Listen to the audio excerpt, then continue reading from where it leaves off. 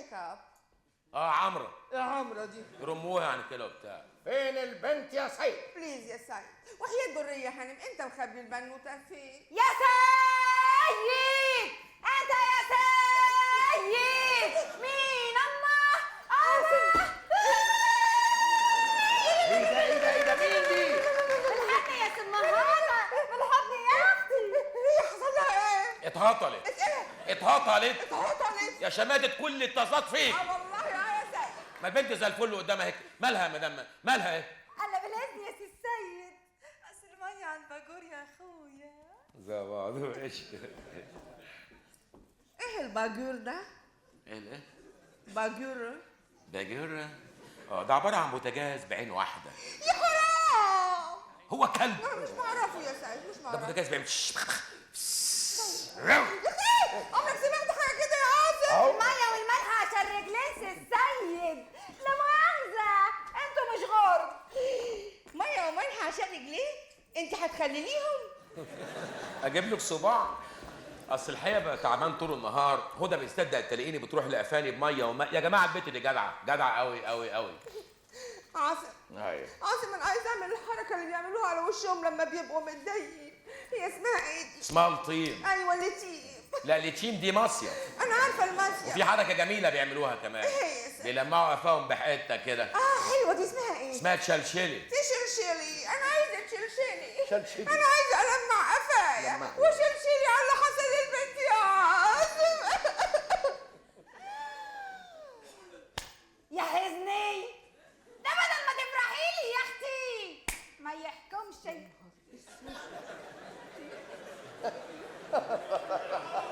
ايه العز ده كله؟ يا ساتر يا رب، هي انت تعلمي كل الكلام ده؟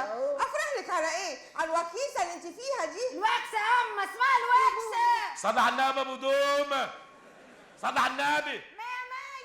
100 101. لا ما أنا قلت 100 لا أديك بالبوكس في مناخيرك. ايه؟ أديك بالبوكس في مناخيرك. أديك بالبوكس في مناخيرك. أديك بالبوكس في مناخيرك. البنت مبرمجه. اتوي شرها، ده لسه ضرب وجه الزار في الحرم قطعاه. دي امال ايه؟ اديته بالبكس في مناخيره، اديته بالبكس في مناخيره. بالراحه بقى عشان انا بغير. ها حاضر يا عينيا يا أحلى رجلين لأعظم راجل. لا ده عشان انت احلى ايدين لاحلى ست بقى.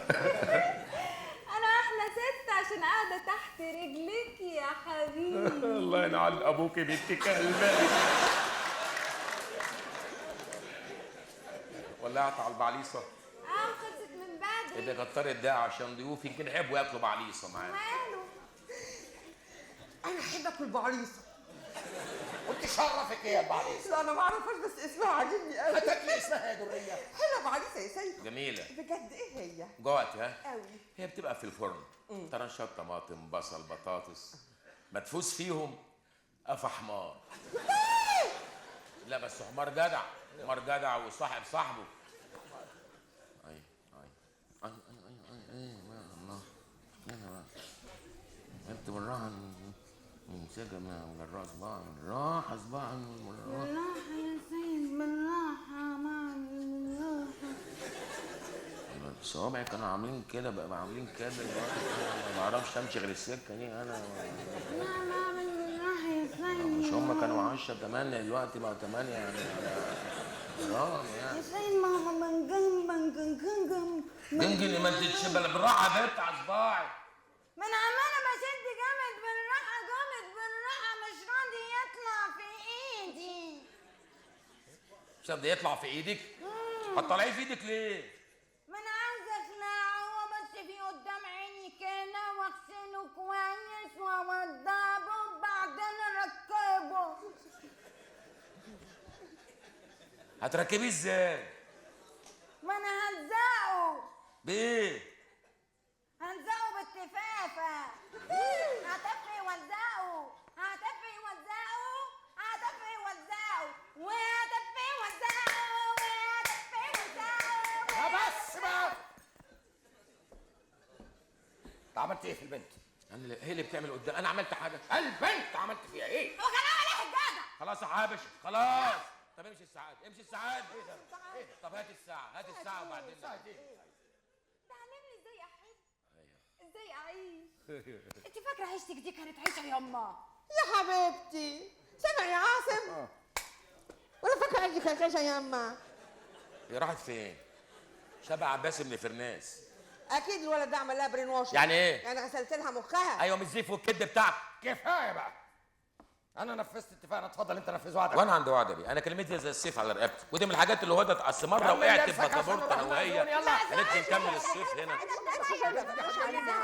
ممكن ابقى مصيبه، كارثه، كارثه. طبعا كارثه. امال انا هنا بعمل انا مش ايه؟ قصدي على كده يا بيه، أمال إيه؟ انا قصدي على شريف بيه. ماله؟ باع العمارتين بتوع هدى هانم اللي في مصر الجديده وسحب كل الفلوس من البنك بالتوكيل وسافر. معقول كل ده يطلع منك يا شريف؟ ايه المصايب دي كلها؟ انا عارفه. شريف بيه طلع نصاب؟ طلع نصاب يا سعاده بيه. يا شماتة أبلظاظة فيا. يا بلازازا مين انت كمان؟ الله، ميلاد ايه اللي جابك هنا؟ وانا بتصل لغايه الحته دي ازاي؟ انا من هنا من نفس المنطقه، من الصين الشعبيه. مولود هنا. فين؟ انا مولود في حاره السحليه، فين دي؟ متفرعه من شارع التمساح في انهي حته؟ في سوق الحمير. اهلا. طبعا ما تعرفيش سوق الحمير انتوا الحاجات دي. لا عارفاه يا اخويا، اللي هناك عند خرابة المعيز. خربت المعيز هنا. وانت ايه اللي وداكي هناك؟ ما انا بروح هناك عند الحنفيه. حنفيه المنع عموميه؟ في واحده هنا. بتعمل ايه هناك؟ بروح استحمى في الحنفيه.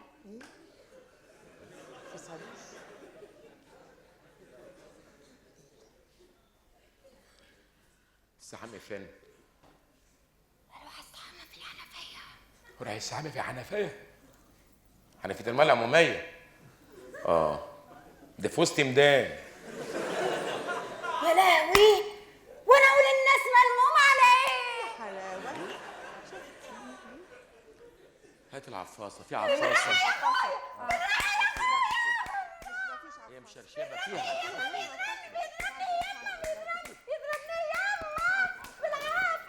انت عارف مين دي؟ عارفها كويس جدا. مين؟ دي الفنانه فاطمه عيد. انت تتعشى معانا، احنا عاملين بعليصه. عاملين بعليصه. عارفها؟ امال الله يرحمها كان بيبيعها نفس الحاجه. بعليصه؟ قول لهم. ده سعاده البيه كان بياكل منها كتير قوي. أنا يا ميلاد؟ ايوه سعاده البيه الاسكالوب بانيه اللي كنت بجيبه لسعادتك. ده كان والهاني ما كانتش منها؟ الهانم بقى بالذات كانت تحب تاكلها سندوتشات. سندوتشات ايه؟ سندوتشات حمار برجر بيتباع فين ده؟ في الدونكي سنتر. امال اعمل لي بيه وانت ساعه زينا الحقيقه يعني؟ انا قلت لك على الاصل يعني. ماله قصدك يعني؟ مش فاهم. إيه، عايز تعمل له غسيل مخ ورا آخر ولا إيه؟ ميلاد نعم يا بيه. اسمعني واستناني عند العربية. هنتعشى سوا. معلش. حته بعليصه. المره الجايه بقى. طب خد حاجه معاك خد ده معاك للعيال وانت ماشي. كتر خيرك والله، دي حاجه انتيك. ده بقى هديه مني للمدام. والله ده بيت كرم. استنى بقى عشان في شويه برد بره. نافع. وخد بالك من صحتك. الله يخليك. ونبقى اشوفك يا ميلاد. إن شاء الله. مع السلامه. الله يسلمك. مع السلامه يا ميلاد. يا سلام. خد بالك من نفسك. أشكرك. ولا حرام كتير. امال. حرامي.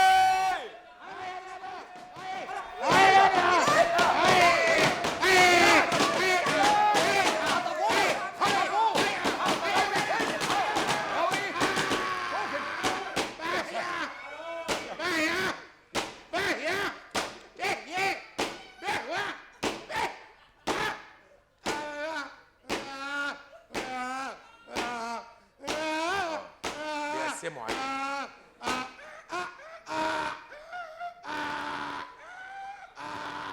ده من البعليصه.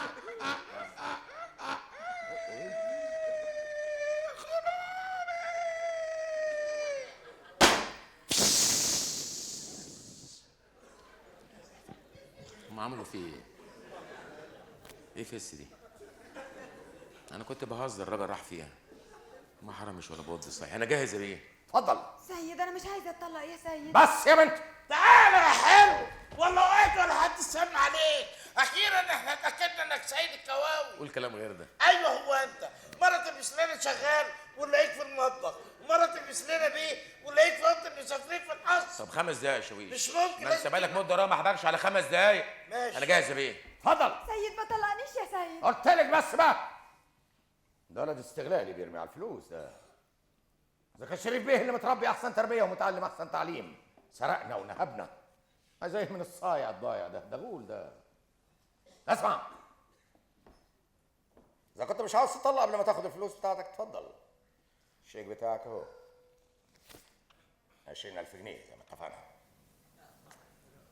ادفوا لأمر. ادفوا لأمر دي. ادفعوا لي أمر. أنا أصلي أول مرة أقرأ ورق زي دي. ايه ده؟ ايه ده يا ولد ده؟ زي بتوع السيما دي. هدى، ما تقولهاش يا سيد، انا ما اقدرش اعيش من غيرك. المسافات بعيدة أصلها. أنت راكبة طيارة وأنا راكب سيبنسا. سبت الطيارة، بحب السبنسة. العيش بتاعنا أسود. يا أول معدة. هتشربوا مية مجاري. معاك أحلى من كل المية المعدنية. والجلابية البطيسة اللي أنت لابساها. على إيد هتجيب لي جلابية جديدة. يمكن ما أقدرش. حضنك هيدفيني. في حواجز شديدة ساعة الجد. هيقولوا البيبي والشغال شغال وأنا مش هسكت لحد.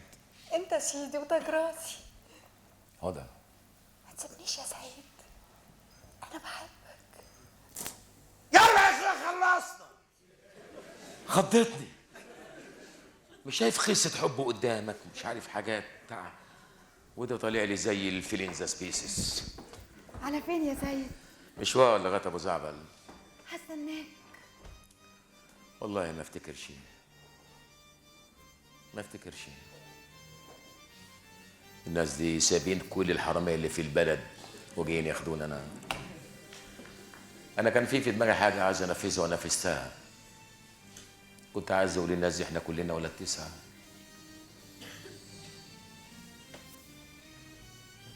بس أنت شيء طيب ونضيف، وأنا عمري ما حبيت حد زيك ولا هحب حد قدك. أنت طالع يا أحلى هدى.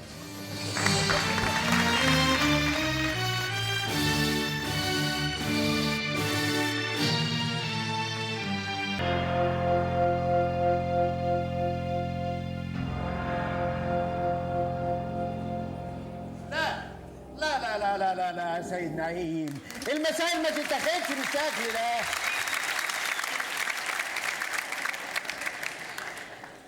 يا سيد نعيم انا قصدي يا سيد نعيم، يا سيد نعيم. ايوه يا سيد وسيم.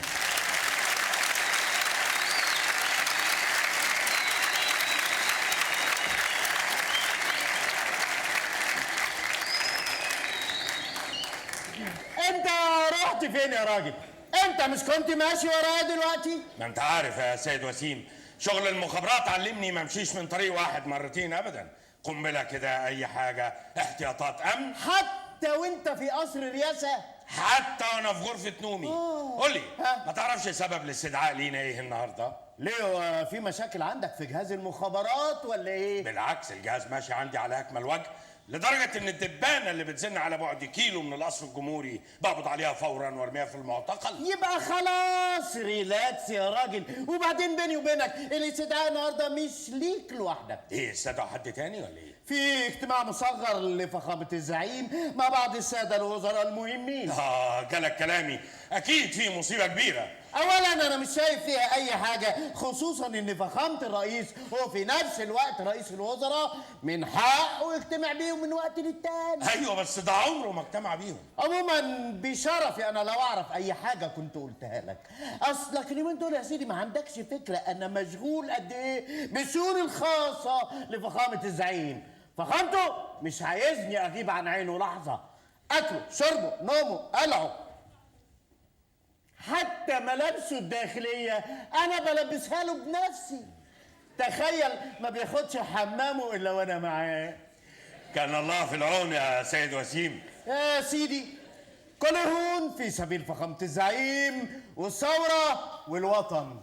الانسه قمر موجوده بره يا فندم. خليها تتفضل حالا يا ابني. مين قمر دي؟ هقول لك بعدين، استنى بس. صباح الخير. صباح الفل.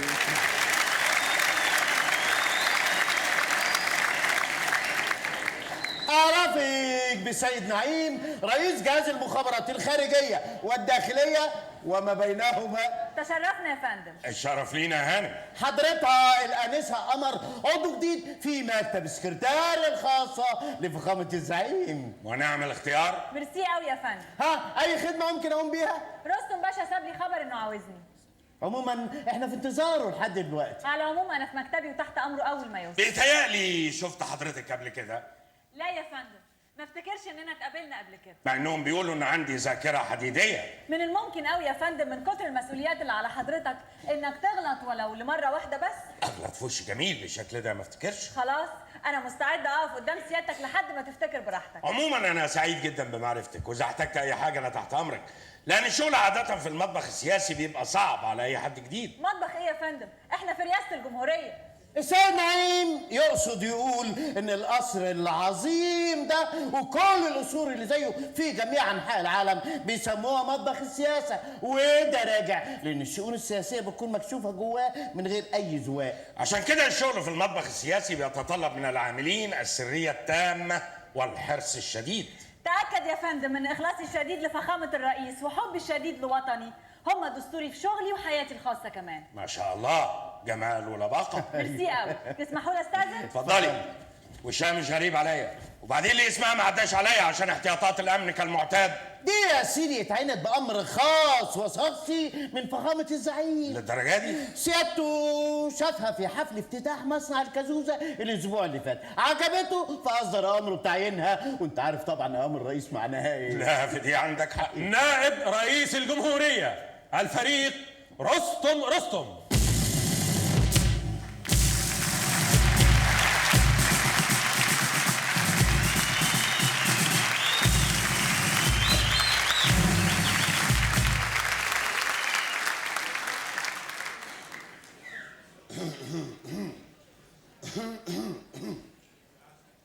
وسيم. افندم يا باشا.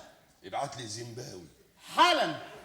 اهلا يا نعيم. اهلا بيك يا فندم. متهيألي يا نعيم انك ما بقتش تنفع في جهاز المخابرات. انا بفكر انقلك الصرف الصحي. ليه بس يا باشا؟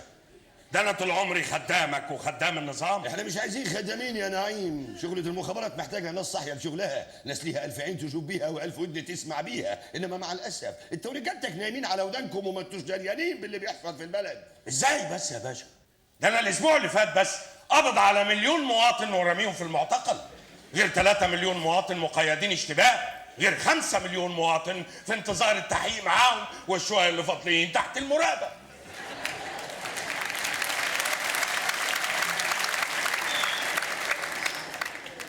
مش كفاية يا نعيم، مش كفاية. خلاص يا باشا، لو تحب نقبض على الشوية اللي فاضلين ما عنديش مانع. مش هي دي القضية يا نعيم. امال ايه يا باشا؟ انت عندك فكرة ان في فيلم اجنبي بيتمثل في البلد اليومين دول؟ عارف يا باشا. وعارف كمان انهم استعانوا ببعض ممثلين من عندنا عشان يمثلوا في الفيلم ده؟ عارف يا باشا، وكلهم تحت المراقبة. اللي انت ما تعرفوش يا نعيم انهم استعانوا بممثل صورة طبق الاصل من فخامة الزعيم ومطلعينه في دور حرامي. تصور فيلم زي ده لما يتعرض في كل انحاء العالم والناس يشوفوا صوره طبق الاصل من فخامه الزعيم في دور حرامي، ايه اللي ممكن يتقال عننا؟ ما تقاطعنيش يا نعيم، فيلم زي ده ممكن يكون مقصود بيه اسقاط سياسي، ممكن. قلت لك ما تقاطعنيش. انت عارف كويس ان اكبر حريقه بتبتدي من شراره صغيره. ساكت ليه ما بتتكلمش؟ مش فاهم. امبارح يا باشا، ما تقاطعنيش لو سمحت. امبارح يا باشا جالنا خبر بالموضوع ده واتصرفت على طول. اتصرفت؟ عملت ايه؟ كل الافلام اللي اتصورت سرقناها وموجوده عندنا في الجهاز. وازاي انا ما اخدش خبر بكده؟ ده اهمال فظيع ده. يا باشا مفيش اهمال ولا حاجه، ده انا من شده حبي للنظام وقاده النظام زي فخامه الزعيم وسعادتك بنام بعين مغمضه والتانيه مفتوحه. كلام انشا، كلام فارغ. يعني امبارح مثلا سعادتك كنت سهران سهره ما يعرفش مكانها الجن الازرق، لكن انا عرفت المكان وبعت روحي حوالين المكان عشان تحميك. حتى بالاماره الساعه 12 و15 دقيقه و3 ثواني وربع لما السهره بقى لونها ازرق والدخان عبق المكان، مسكت سعادتك كحه فظيعه، وبشرف يا باشا، بشرفي طول ما سعادتك بتكح وانا بقول سلامتك يا رستم. يا سلام، سلامتك يا رستم. يا سلام. فعلا انا كحيت. الساعة 3 و5 دقايق و3 ثواني وربع لما السهرة بقى لونها أحمر قعدت سعادتك تعطس لأن سعادتك يظهر كنت قالع هدومك والدنيا كانت برد. فعلا انا كنت قالع يا نعيم، مظبوط. بس انا بقول لك الكلام ده ليه؟ عشان انت من رجالتي نفسي تبقى فوق فوق. وانا تحت امرك يا باشا. نعيم، انا عايزك ترجع مكتبك دلوقتي حالا وتجيب لي نسخه من شريط الفيديو اللي فيه شغل الممثل ده، تجيبه لي قبل الاجتماع فورا. حالا يكون عندك يا باشا. اي اوامر تانية؟ الواد ده ما تسيبوش يا نعيم. هبعت اجيبه حالا. لا ده انت تروح له بنفسك، والموضوع ده يبقى سر بيني وبينك. الواد ده احنا لسه ما نعرفش عنه اي حاجه. مظبوط يا باشا، عندك حق. بعد اذنك. اتفضل. اجراءات امن. ايوه والله عالي يا نعيم، بتراقبنا انا كمان. زيمباوي سكرتير سعادتك يا خليه يتفضل.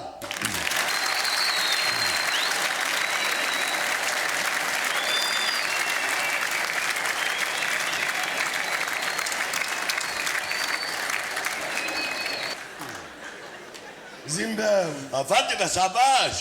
تقدر تقول لي يا زيمباوي انا مين؟ معقولة يا باشا حضرتك فاكر اسمي وناسي اسمك؟ ناسي اسمي؟ لا حول ولا قوة الا بالله. ده اللي بتاخده من كتر الشغل يا سعادة الباشا. والله ما تقيل يا فندم، دي حالة وهتروح لحالها. حالة فقدان ذاكرة مؤقتة، temporary loss of memory، حصلت عندها سعادة الباشا نص سنتنا. قعدنا وقلنا في العيلة. ايوه ليش انت عشان واحد نسي اسمه التاني فكر على طول يا باشا. احنا في عيلتك دلوقتي يا زيمباوي ولا في اوامر اللي ما بتتنفذش؟ تقدر تقول لي ليه اوامري ما بتتنفذش؟ معاش اللي ما ينفذش امر سعاده الباشا. قول لي مين ده اللي ما بينفذش امر سعادتك وانا اشتقه 3 مرات، هو واهله واللي يتشدد له كمان. انت اللي ما بتنفذش اوامر. مين انت ده سعاده الباشا؟ انا اقبض عليك فورا. تقبض على مين يا زيمباوي؟ اللي اسمه انت اللي معاك على سعادتك. اللي اقصده بانت هو انت يا غبي. ما دام حضرتك قلت يا غبي يبقى احتمال بتلمح عليا انا. احتمال؟ ده مش احتمال يا زيمباوي، ده اكيد. وانا قصرت في ايه بس يا فندم؟ تقدر تقول لي الرساله اللي وصلت امبارح لفخامه الرئيس ازاي تدخله من غير ما تعدي عليا؟ يا فندم الرساله دي وصلت لمكتب النائب الاول نور باشا باهي وراح نادهني قال لي يا زيمباوي وصل الرساله دي فخامه الرئيس في ظرف نص دقيقه لانه مستنيها على حر من الجنب. تسمع كلامه ليه؟ يا فندم الراجل ده نزل ومش من شلتنا، احنا بنحاول نتفاداه حسب اوامر سعادتك. برضه كان لازم تتصرف. ومين قال ان زيمباوي ما اتصرفش يا سعاده الباشا؟ الله ده احنا تلامذه سعادتك يا باشا. اقفل بقك اقفل. تحت امرك يا فندم. اتصرفت عملت ايه؟ في ظرف النص دقيقة دي يا فندم وانا بوصل رسالة لفخامة الرئيس دي حصلت معجزة.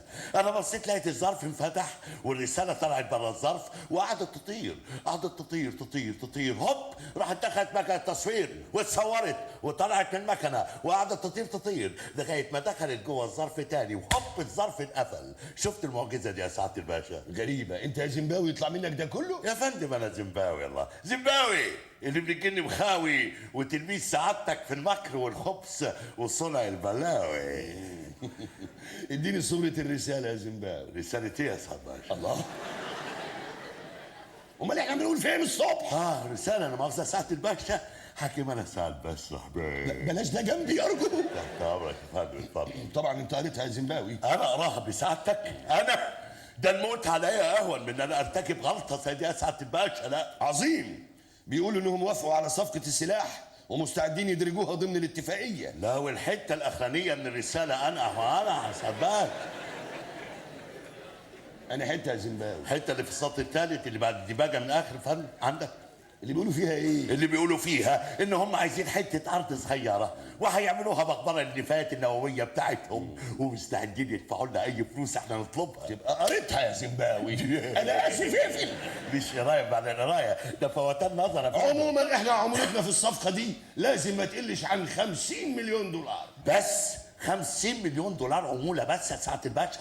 ليه العموله ما تزيدش؟ انا واثق ان هم هيدفعوا لنا اي فلوس احنا نطلبها. اللي يخليك متاكد كده؟ يا فندم امبارح سعادتك كنت في المطار انت وفخامه الرئيس وكنتوا بتستقبلوا رئيس الضيف وخدتوا انتوا بعضكم على قصر الضيافه. تمام. انا بقى قعدت مع الملحق العسكري بتاعهم وعملت شغلي معاه وفهمت منه يا فندم ان الاسلحه اللي في الصفقه دي اسلحه تعبانه مستعدين يقبلوا فيها اي سعر احنا نفرضه عليهم وعايزين حته الارض دي هيعملوها مقبره النفايات. وسعادتك بقى سيدنا عارفين يا باشا اكرام الميت صنع الدفن. عارف يا زيمباوي، بس ما تنساش ان في عمولات لازم تروح لحساب فخامه الرئيس في سويسرا. العمولات يا باشا اللي تبعتها له في سويسرا تبعت له عمولات ليه؟ هو بيعمل ايه يعني؟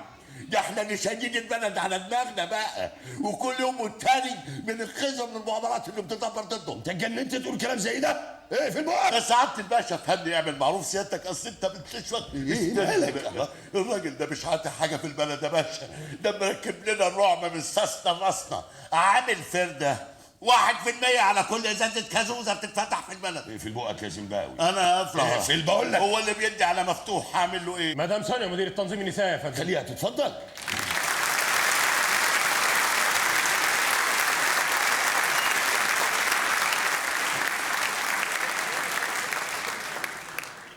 بونجور يا رستم باشا. اهلا مدام سونيا، فخامه الزعيم صحي من النوم ولا لسه؟ للاسف فخامه الزعيم مش قادر يصحى من النوم، ممكن ناجل اجتماع الوزراء لاي وقت تاني؟ نأجله ازاي يا سونيا؟ ده احنا ما صدقنا ان فخامته هيجتمع بالوزراء بتوعه، ده بقاله سنه ما شافش وشهم، تقوم انت تقولي لي نأجل الاجتماع؟ خلاص يا رستم باشا ما تزعلش نفسك ابدا. عموما انا صحيت فخامه الزعيم من النوم بالعافيه، ودخلته الحمام بالعافيه، وسبت وسيم بيحاول يلبسه هدومه برضه بالعافيه. وليه كل ده؟ مش قادر يقف على رجليه من كتر اللي شربه امبارح بالليل. هو شرب ايه؟ 4 ازايز لوحده. 4 ازايز؟ ده انا لو اشرب كاسين انسى اسمي ومن غير ما تشرب خالص.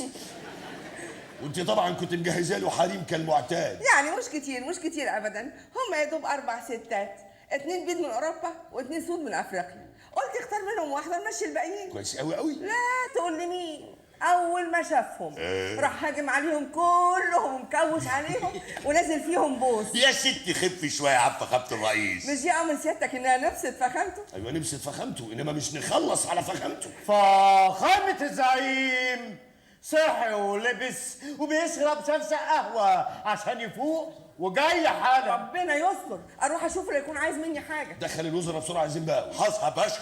الساده الوزراء يتفضلوا لاجتماع المجلس من فضلكم، اتفضلوا.